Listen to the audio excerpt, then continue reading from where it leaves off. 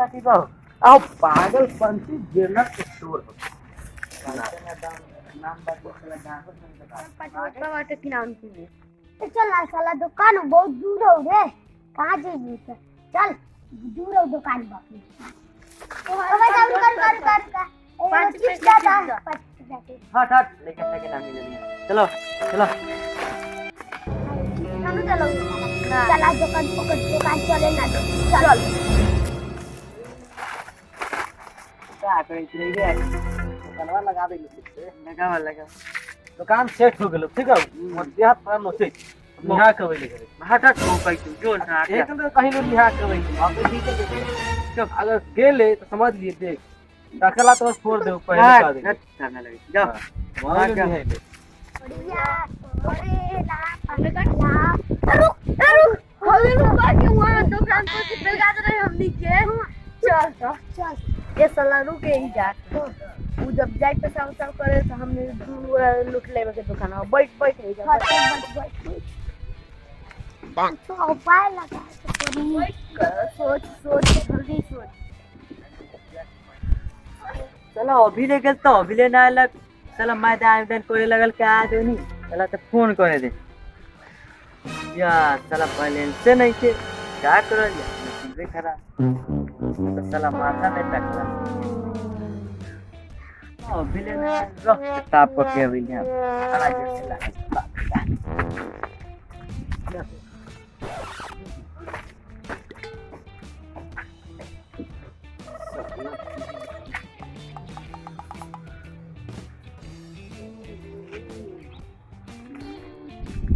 चलो ऑफिस तक लेना आले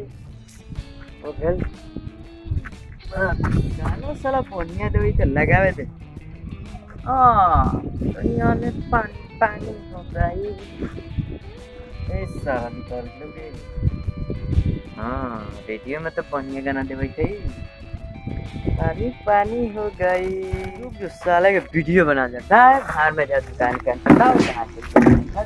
साला खेलना है कि नहीं चल साला उठौनी गेला पेशा करे नीचे चलैला चल अभी ठीक लाग के गेला चल तो तनी लुटे ओकर तो खानो आ चो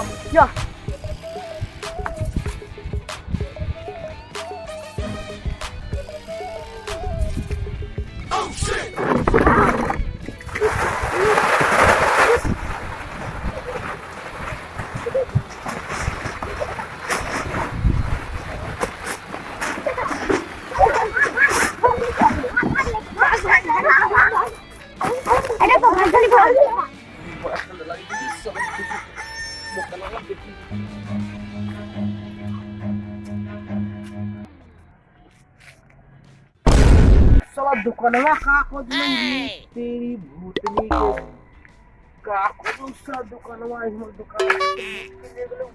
का खोज रुक साला पर आवे दे पक्का साला गेल होई पानी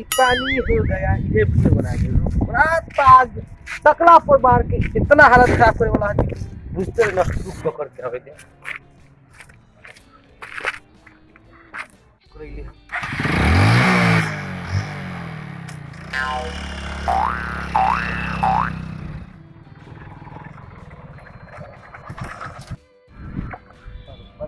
देख साला उधर नाचे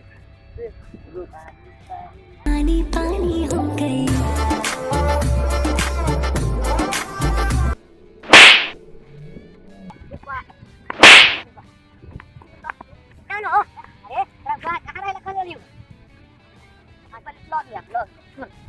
तू बता कहाँ रहला तेरा खाली हुआ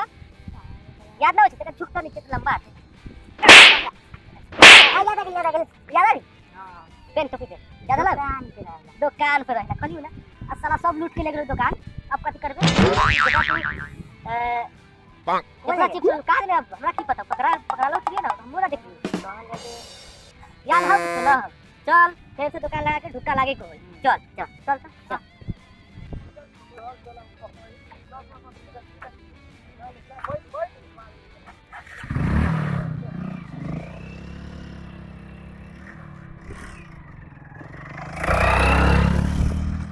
चल तो हम दुकान देख ले सब लूट ले गेल चल ना बदल सब लूट ले ले आ आ अरे देखते हैं एक सामान हाँ ना सब सारा ले गेले सब चोरी करके ले गेले कौन लोग देख ते हम लोग के काम एगो करेगी देख एगो काम कथी हौ सुन ले एगो काम ऐसा करे कि हौ कि देख 2-3 गो और चिप्स उप्स लेके सुन हम बतवा सुन ले एमे पक्का पकड़ ले कि सारा कोनो चोरैले होतौ दोबारा जरूर चोरावे होतौ हां कोनो पर शक जाई थी कि तो न जाई थी शक यदि काम करल जा कुरकुरा उरकुरा रखल हाँ तो सुन कुरकुरा उरकुरा रख के थोड़ा फिर तू चल जी साइड हो जाएगी हम यहाँ चल जाए या कहूँ चल जाए और तू फिर साइड हो जी तब फिर चोरावे आई ओकरा बाद धांग दे के बाद साली पैसा और सुन ले एक पैसा ठीक बा चल चल जा काम तो लगा देंगे तो कनवा तो लाग गेल अब चल साले के नुका जाइले ओकरा देखल जा से का होला आ कोन आवता चल चल चल फिर चला तो आगे दुकान लगा ले लेको तो हमने लूटिए ले बनी है चल एक बार और लूटते चला फेरो ना मन लोग चल हम की साले के फेरो लूट चल चल आई गाइस चलावे वाला बहुत ही वाला दुकान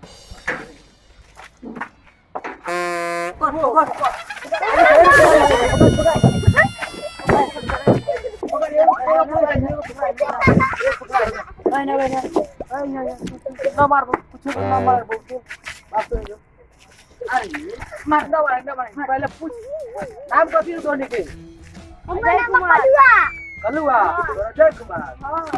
कहां से तो कहां घर में तू लोग के हमर बटे